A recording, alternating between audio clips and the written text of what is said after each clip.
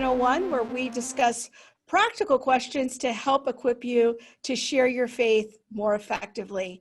And it's my honor to be joined today by Oxford mathematician, Dr. John Lennox. Thank you for joining me, Dr. Lennox. My pleasure. I just finished watching your new movie, Against the Tide with Kevin Sorbo. It is a wonderful journey, kind of part memoir, part apologetics movie, I felt like. I'm wondering if maybe you can tell us a little bit about your faith journey and how you came to faith in Jesus. Well, my origins are in a very tiny country of Northern Ireland, which I'm afraid is renowned around the world for its sectarian violence. And my first contact with Christianity was in the form of my parents, who were Christian without being sectarian, which was very unusual. And secondly, they loved me enough to allow me space to come to my own conclusions. And because they lived credible lives within the society, I was impressed by their attitude. Their Christianity was living, it was real. So right from the very start, I had a very strong witness within my home. And I came to trust Christ. It was explained to me by my parents as a small child. Exactly when, it's very hard when you get to my age to remember. But they really set me up because they encouraged me not only to think about the Christian faith and explore the Bible, but other worldviews as well, which was amazing because my parents did not have anything like the education that I eventually got, but they were sufficiently aware and interested. My father was an avid reader of C.S. Lewis and introduced me to him. And so that home preparation, apart from anything else, was a very wonderful foundation for life. And as I look back, I've never had any reason to regret that. I can hear you say kind of two separate things that they did for you there. One is that they had a vibrant faith that they really lived out. For them, their faith was real and it impacted their lives.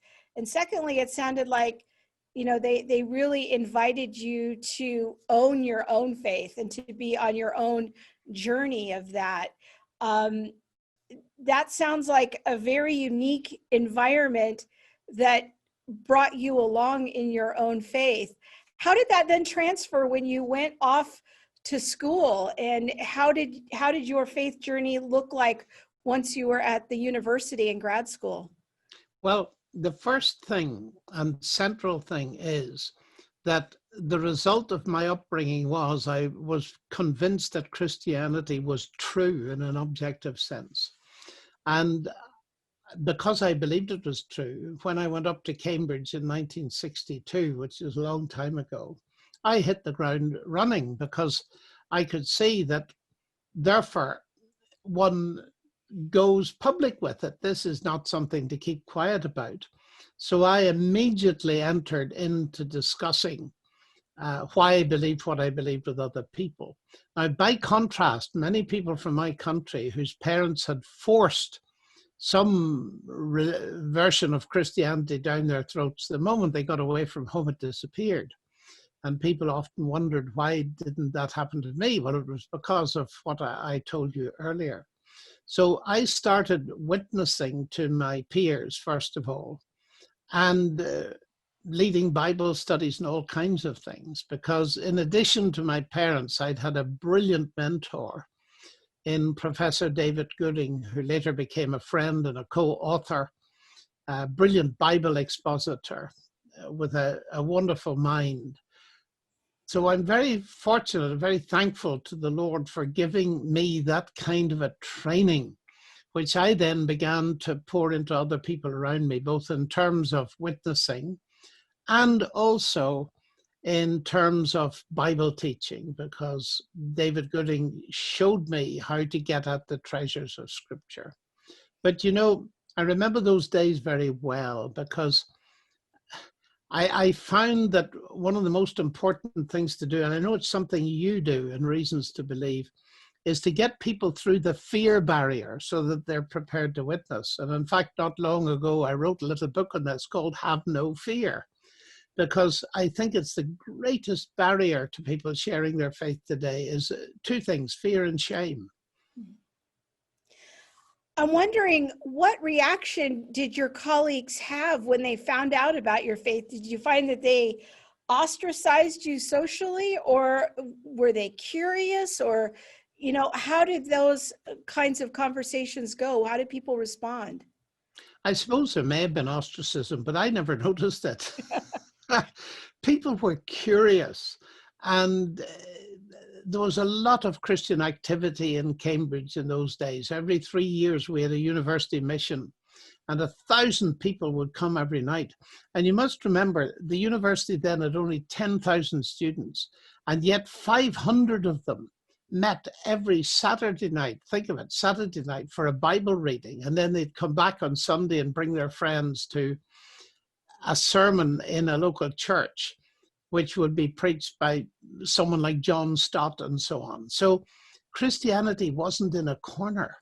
And therefore, the opportunities of credibly presenting the Christian faith were very high on the agenda in those days. It was very thrilling to be involved in that. I'm wondering what motivated you to make the movie Against the Tide. I mean, why now at this season of your life drew you into that project? Oh, well, because it wasn't my idea at all. It was the idea of the CEO of Pensmore Foundations, who sponsored the film brilliantly. Steve Huff is a brilliant physicist and got very interested in the way I communicated in my books. And one evening in his home, I saw for the first time the movie God's Not Dead and watched Kevin. I was very impressed with Kevin's performance as an atheist, and happily discovered he actually was a believer. And one thing led to another, and Steve had the idea of doing something really different and making a movie. So it's been quite a long time in coming, but I feel it's been tremendously worthwhile. And I'm encouraged to hear that you enjoyed it. Certainly response has been absolutely tremendous. Well, so that's why we made it.